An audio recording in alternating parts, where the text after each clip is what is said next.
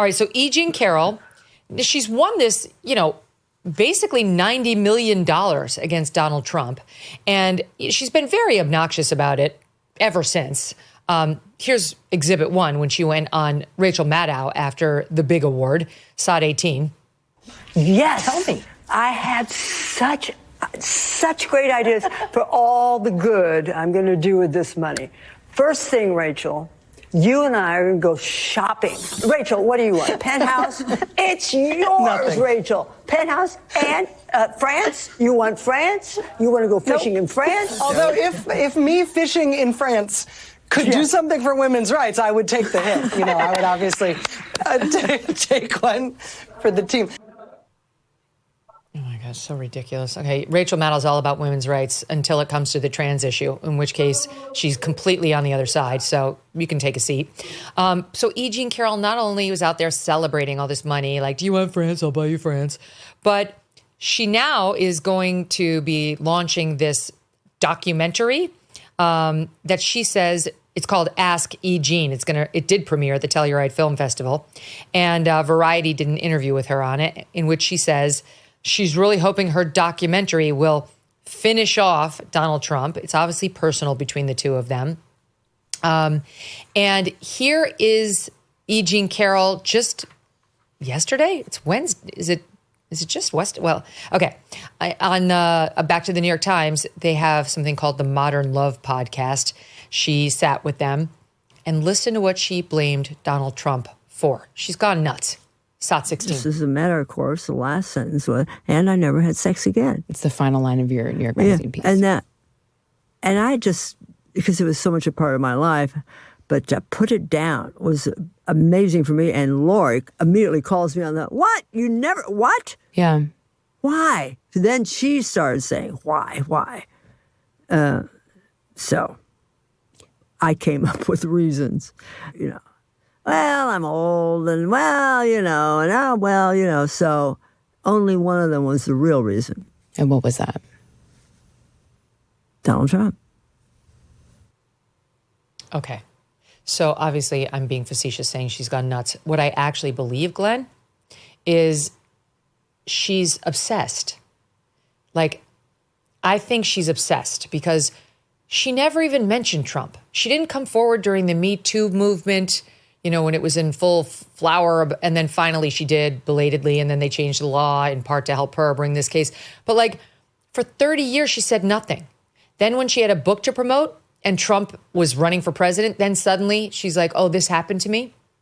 And now she wants us to believe that for 30 years, she didn't have sex because of this alleged incident, that she couldn't even remember when it happened, even what year it happened in. I mean, these, to me, are obvious lies that are being reworked in her head. Like her whole life narrative now revolves around him because she's made him into such a boogeyman, and also he's paralleled her into fame.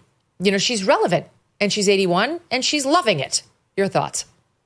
And Rich, I mean, here's the thing, just going back to that Rachel Maddow clip that you played at the start, I totally get that people who go through bad things and traumas, sometimes use humor as a way of coping with it. I don't begrudge anybody that. I'm not saying something bad happens to you, it means you walk around for the rest of your life totally miserable and humorless and grim or whatever. But if you are actually so traumatized by what Donald Trump did to you that you sue him and you convince a jury that you deserve millions of dollars in damages, you do not go on television immediately after and start giggling as though you've won the lottery, unless that's really actually how you see it. I mean, there was no seriousness at all to what she was saying. It was a celebration. It was like, ha ha, Rachel, we got one over on him. Let's use his money to go on a trip to France, or I'll buy you a penthouse. Even though Rachel Maddow already has multiple penthouses and goes on all the trips she wants to France.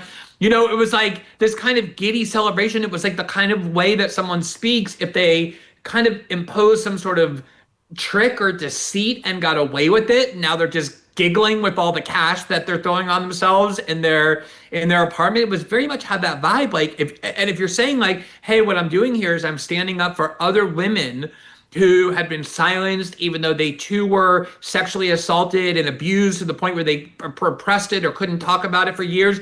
This is not the kind of demeanor that you would engage in. That demeanor is for somebody who was on a political mission to center themselves and promote themselves and make themselves rich and famous and got away with all of it, and then was on a very political program celebrating it. That's the first thing. The second thing is, I mean, I don't want to judge too definitively with these sort of things, but she sounded like her voice was slurred. Like she wasn't very coherent in that video that you played. Almost like it sounded a little bit like she would have been drinking. Again, I'm speculating, but that's what it sounded like to me.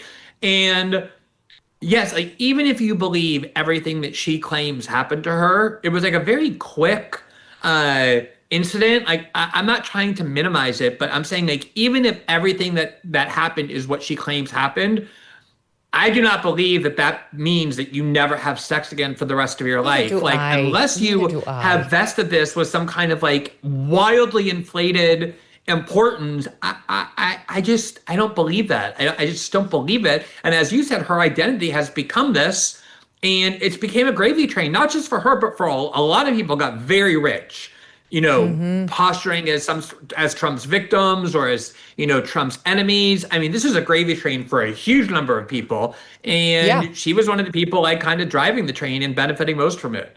Yeah, I completely agree with you. I mean, I don't know why E. Jean Carroll chose not to have sex or didn't have the opportunity to have sex for 30 years, but there is zero chance it was because of Donald Trump. I mean, she's a very bizarre person. She was doing this column that had a lot of gender issues in it and sex questions in it. Like she was kind of very focused on sex. Maybe she just got turned off from it. I have no idea, but she did this video with Elle where she showed off her house and her pets. It was very strange. I would submit to the jury of the Megyn Kelly Show. This more explains why E. Jean Carroll hasn't been getting some than Donald Trump does. Here it is, SOT 19. I like to stay up late. I like to sleep late, and I like to live like 90 in between. I get up around noon, and I stagger outside out this door, and I throw open my arms, and I thank God I don't have children. I worry at night when I'm in bed because, a line from me can change your life.